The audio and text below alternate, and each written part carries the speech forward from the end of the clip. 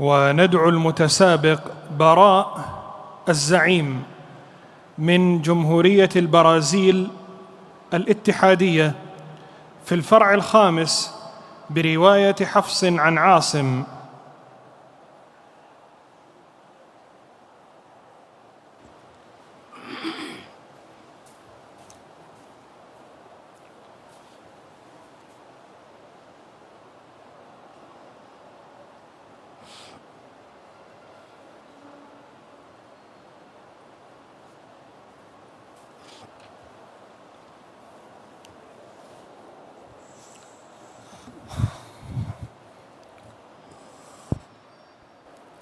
السؤال الأول: اقرأ من قوله تعالى: بئس ما اشتروا به أنفسهم أن يكفروا بما أنزل الله. أعوذ بالله من الشيطان الرجيم. بسم الله الرحمن الرحيم. بئس ما اشتروا به أنفسهم أن يكفروا بما أنزل الله بغيا أن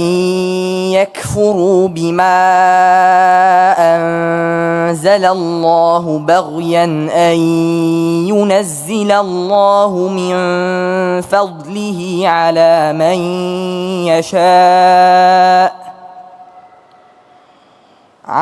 من يشاء من عباده فباءوا بغضب على غضب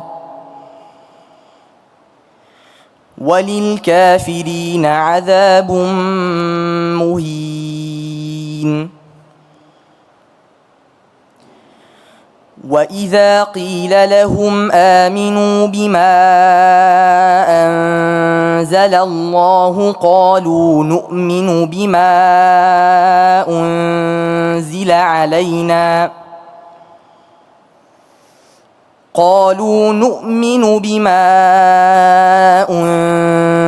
علينا ويكفرون بما وراءه وهو الحق مصدقا لما معهم.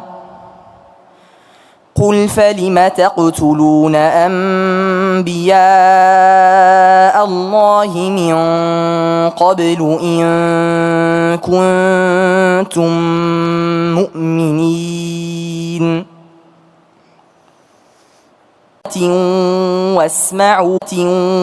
واسمعوا قالوا سمعنا وعصينا وأشربوا في قلوبهم العجل بكفرهم.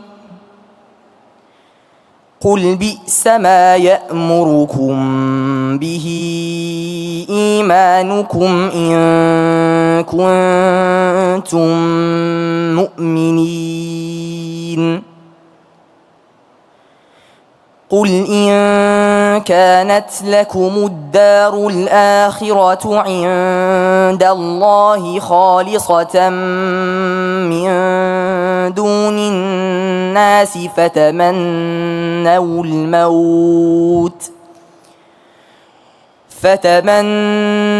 الموت إن كنتم صادقين. ولن يتمنوه أبدا بما قدمت أيديهم والله عليم بالظالمين.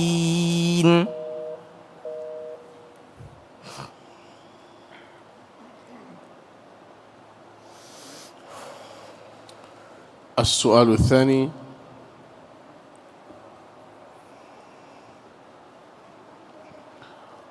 اقرأ من قوله تعالى: بلى من أوفى بعهده واتقى فإن الله يحب المتقين.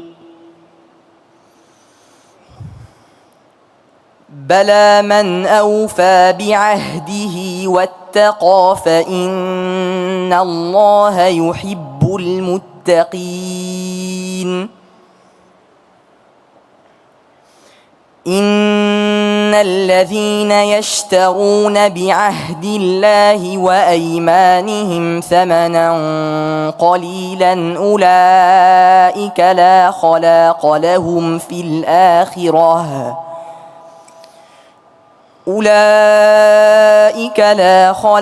لهم في الآخرة ولا يكلمهم الله ولا ينظر إليهم يوم القيامة ولا يزكيهم ولهم عذاب أليم. وإن منهم لفريقا يلوون ألسنتهم بالكتاب لتحسبوه من الكتاب وما هو من الكتاب ويقولون هو من عند الله وما هو من عند الله ويقولون على الله الكذب وهم يعلمون. ما كان لبشر أن يؤتيه الله الكتاب والحكم والنبوة ثم يقول للناس كونوا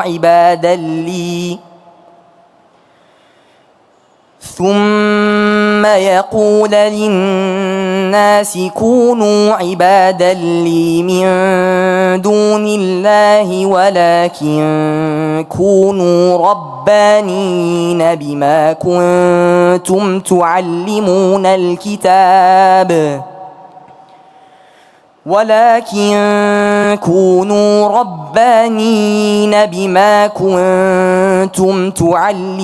الكتاب وبما كنتم تدرسون. ولا يأمركم أن تتخذوا الملائكة والنبيين أربابا أيأمركم بالكفر بعد إذ أنتم مسلمون. وإذ أخذ الله ميثاق النبيين لما آتيتكم من كتاب وحكمة ثم جاءكم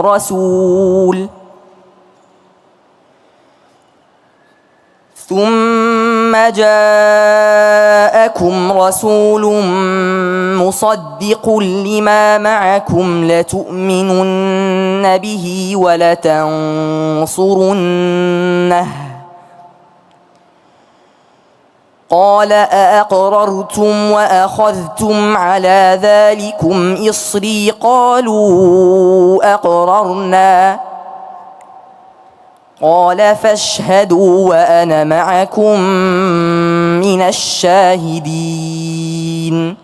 حسبك. السؤال الثالث والأخير،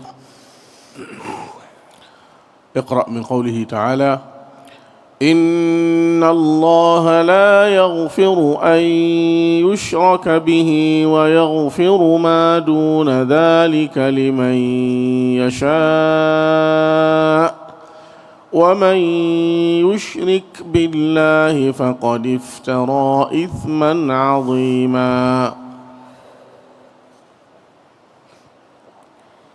إن الله لا يغفر أن يشرك به ويغفر ما دون ذلك لمن يشاء ومن يشرك بالله فقد افترى إثما عظيما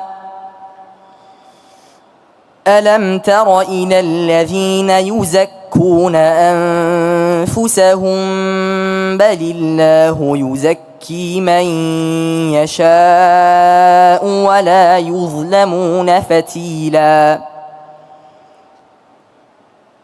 انظر كيف يفترون على الله الكذب وكفى به إثما مبينا ألم تر إلى الذين أوتوا نصيبا من الكتاب يؤمنون بالجبت والطاغوت ويقولون للذين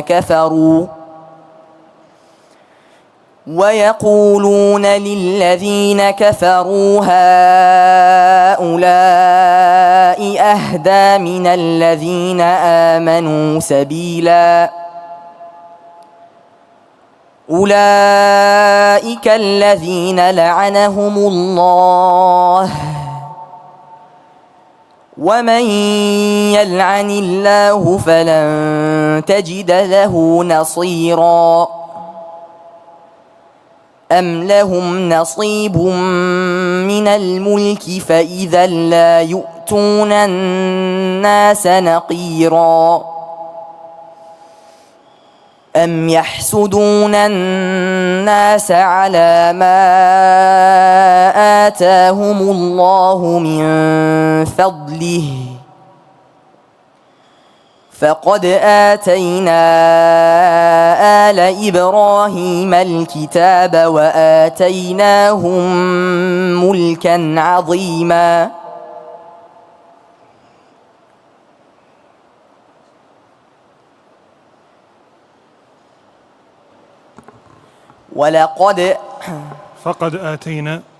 فقد آتينا آل إبراهيم الكتاب وآتيناهم ملكا عظيما فقد آتينا آل إبراهيم الكتاب والحكمة وآتيناهم ملكا عظيما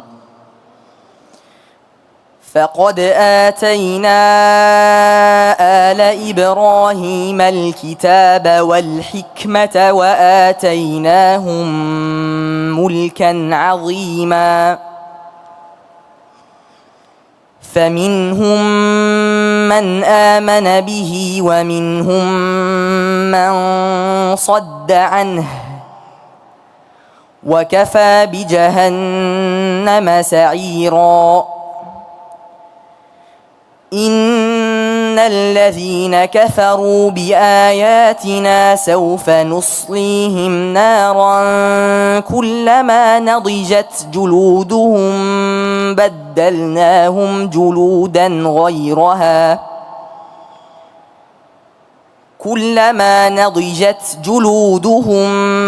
بدلناهم جلودا غيرها ليذوقوا العذاب إن الله كان عزيزا حكيما والذين آمنوا وعملوا الصالحات سندخلهم جنات تجري من